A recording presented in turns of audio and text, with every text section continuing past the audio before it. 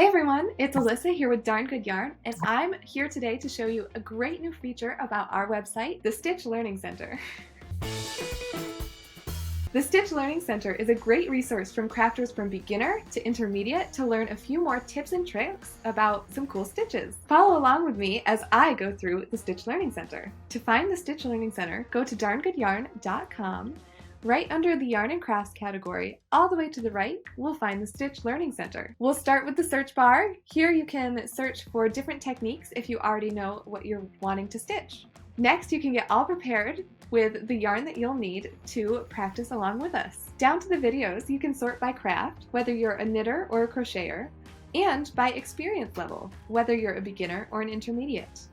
Then you can check out all of these amazing videos which have super fun tutorials about all these beautiful stitches you can see in the thumbnails. Check out the Stitch Learning Center today!